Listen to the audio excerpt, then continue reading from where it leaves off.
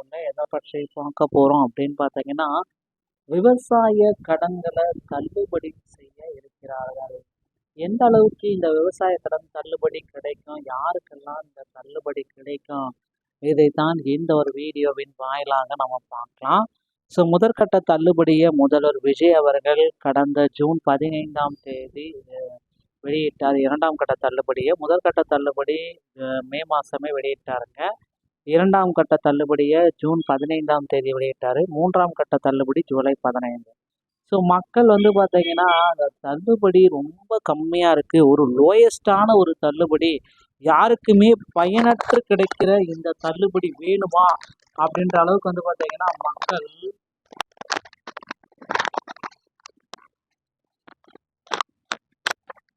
அதிகப்படியான மக்கள் பார்த்தீங்கன்னா இந்த கேள்வி கேட்டுகிட்டே இருக்காங்க. இந்த மாதிரி ஒரு தள்ளுபடி வேணுமா, ஏன் இவ்வளோ லோயஸ்டான தள்ளுபடி எங்களுக்கு கொடுக்குறீங்க அப்படின்ற மாதிரி கேள்விகள் வந்துட்டே இருக்கு. ஸோ மக்களுடைய கேள்விகளுக்கு ஏற்ப இந்த தள்ளுபடி அறிவிப்பை முதல்வர் விஜய் அவர்கள் மாற்றி அமைக்க போறாரா, எப்படியெல்லாம் இருக்கும் இந்த தள்ளுபடி? பல விவசாயிகள் பார்த்தீங்கன்னா பல கட்டமாக போராட்டங்களை தொடர்ந்து நடத்துகிறாங்க. விவசாய கடனை தள்ளுபடி செய்ய கோரி பொன்னேரியில் விவசாயிகள் ஆர்ப்பாட்டங்கள் எல்லாமே நடத்திட்டு வராங்க. ஸோ இறுதி கட்டத்தில் பார்த்தீங்கன்னா இந்த தேர்தல் வாக்குறுதிகளில் என்ன குறிப்பிட்டாங்களோ அதை தவிர மீதி எல்லாம் செஞ்சுருக்காங்களே, விவசாயிகளுடைய வயிற்றில் அடிக்க அப்படியான்ற மாதிரி கேள்விகள் நிறைய பேர் கேட்குறாங்க. ஸோ திருவள்ளூர் மாவட்டம் அனைத்து விவசாயிகள் சங்கம் சார்பில் நேற்று பொன்னேரியில் விவசாய கடன்களை முழுமையாக தள்ளுபடி செய்ய வலியுறுத்தி கண்டன ஆர்ப்பாட்டங்கள் நடந்தது. ஆர்ப்பாட்டத்தின் பொழுது விவசாயிகள் என்ன கூறாங்க அப்படின்னு பார்த்தீங்கன்னா, பாரபட்சம் இல்லாமல் அனைத்து விவசாய கடன்களும் தள்ளுபடி செய்யப்பட வேண்டும். நெல் குவிண்டாலுக்கு 3500 ரூபாய் வழங்கப்படும். கரும்பு ஒரு டன்னுக்கு 4500 ரூபாய் வழங்கப்படும். ரேண்டம் முறையை தவிர்த்து உரிய காலத்தில் பயிர் காப்பீடு அப்படின்றத எங்களுக்கு வழங்கிட வேண்டும் அப்படின்றத கோரிக்கைகள் வச்சுருக்காங்க.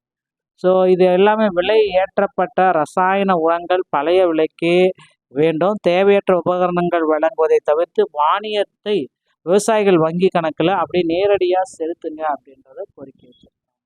ஸோ கண்டிப்பாக இவர்களுடைய கோரிக்கைகளை முதல்வர் விஜய் அவர்கள் மாற்றி அமைக்கிறாரு. இந்த ஜூலை 15ஆம் தேதி என்னவா இருக்கும் அப்படின்னு பார்த்தீங்கன்னா, இன்னைக்கு ஒரு அறிவிப்பு வெளியிட இருக்காருங்க சட்டமன்றத்தில்.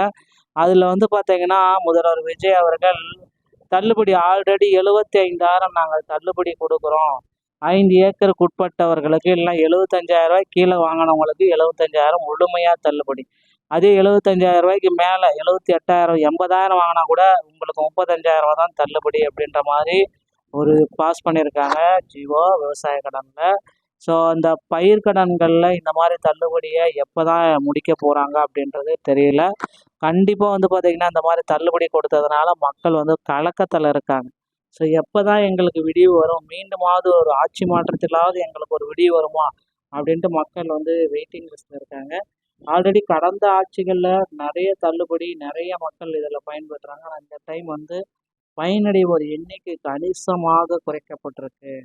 ஸோ கண்டிப்பாக பார்த்தீங்கன்னா தேவையற்றவருடைய பெயர்களை நீக்கியிருந்தது மட்டும் இல்லாமல் நிறைய பெயர்கள் பார்த்தீங்கன்னா தள்ளுபடி பட்டியலில் வரல. 14.43 லட்சம் பேர் பார்த்தீங்கன்னா தள்ளுபடி பட்டியலில் இப்போ இருக்காங்க. மீண்டும் ஒரு அறிவிப்பு விரைவில் வர காத்துட்டு இருக்குங்க. நண்பர்களே, இந்த தகவல்கள் அனைத்தும் உங்களுக்கு ரொம்ப ரொம்ப பிடிச்சிருந்தா நீங்கள் நம்முடைய சேனலை சப்ஸ்கிரைப் பண்ண கிளிக் பண்ணி வச்சுக்கோங்க. மீண்டும் ஒரு நல்ல தகவலோட நான் உங்களை சந்திக்கிறேன். நன்றி, வணக்கம்.